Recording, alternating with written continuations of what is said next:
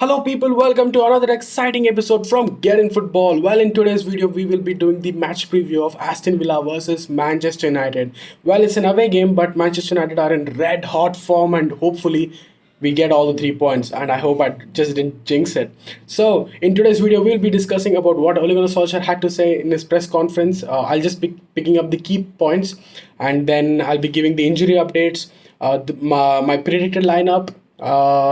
And then the games that are going to come back in quick successions, whether Ole has to rotate some players or not, and then finally my score predictions. So stay tuned till the end. Well, let's jump into it. So first, what Ole Gunnar Solskjaer had to say in his press conference. Well, the key points were that he was asked that you had a little chat with Nathan Ake, and it seems that you said we're looking for a left centre back. Keep up the good work. What are your thoughts on that? And Ole Gunnar Solskjaer just put up the rumors. He just shushed all the rumors and he just said in one sentence that we have seven centre backs and I'm happy with that. I have got nothing more to say.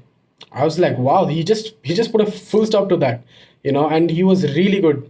And moreover, he was also asked about the top four race, whether it's on or not, and he had such a good reply to that, saying that right now all we can do is concentrate on our game, do our bit, play really well, and hopefully if that happens, then we'll be in top four will be guaranteed for us because we play Leicester in our last game.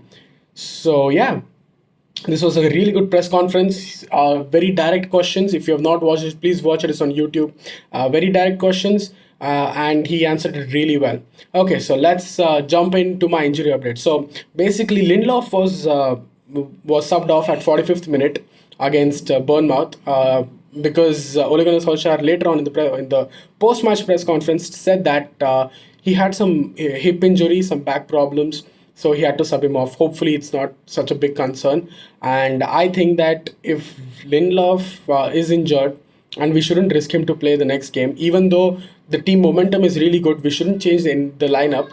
But again, if you risk Lindelof, then you got Bailly, and if Bailly or Maguire is injured, then basically our top four is gone. So yeah, he's got a slight injury, is what Ole Gunnar Solskjaer told about Victor Lindelof. And as per of Phil Jones and Axel Tonesby still remain injured and will take some time to come back. Well, let's get into my predicted lineups. So as you can see, this is my predicted lineup.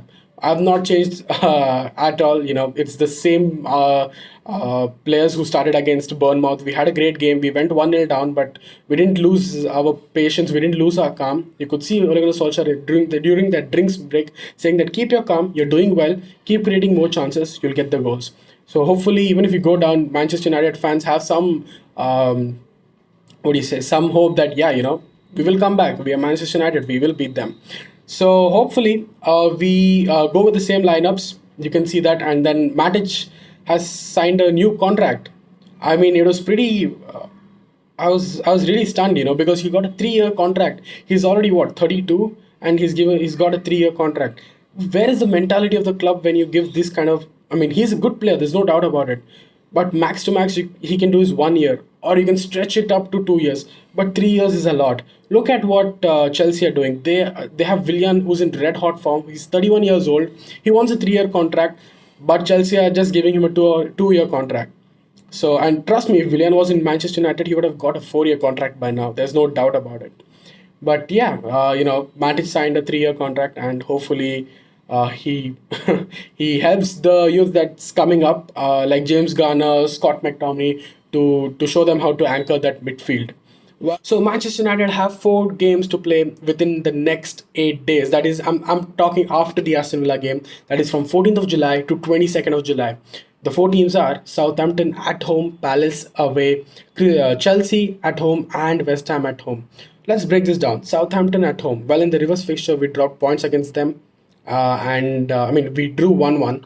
And in their previous game, they beat Manchester City 1-0. They got the lead, and after that they just sat back. It was really tough for Manchester City to break them down as a low block defense team. Well, then we play Palace at home again when they visited Old Trafford in the reverse fixture. We lost 2-1 to Crystal Palace. It was a really bad game, and Palace in the previous game they played Chelsea, and they were really good, man. I mean, They did lose 3-2 to Chelsea, but you have to agree that they had so many chances. They were just not that clinical enough in the last 10 minutes, or else they could have equalized or even won against Chelsea. And then we play Chelsea at home. This is an FA Cup semi-final game. I really don't mind if we win or if we lose, because FA Cup will not give us the players that we want to sign. If we get into the Champions League, that is the top four, then good players will land at Manchester United. And then finally we play West Ham at home. I guess this is our second last game before we face Leicester City in the last game. So West Ham at home is a tricky fixture. They did the double over Chelsea, and moreover, we drop points in the reverse fixture against them. So these, it looks on the paper, it looks really easy for Manchester United to break them, because the front three are in great form. Bruno, Pogba, in great partnership. Matic has got his form back, but again, these are just paper talks. In reality, I mean, it's really tough to beat these teams. But again, nevertheless, going with confidence. Hopefully, we have that 20 or 22 game unbeaten run. I'm counting until the season ends. So hopefully we end up in top four. And let's get into my score predictions. So Aston Villa are a tough team. You can't score 4 or 5 goals against them, is what I think. Defensively they're really good. They're solid at the back. You can't break them that well. It's just those 1 or 2 chances that you get, and you have to be clinical enough. So I'm going with a 2-0. Manchester United beat Arsenal 2-0 is my score predictions.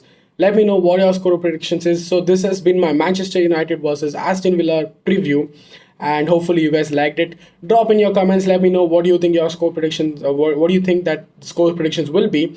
And if you liked, please, if you liked the video, please drop a like and subscribe. Thank you.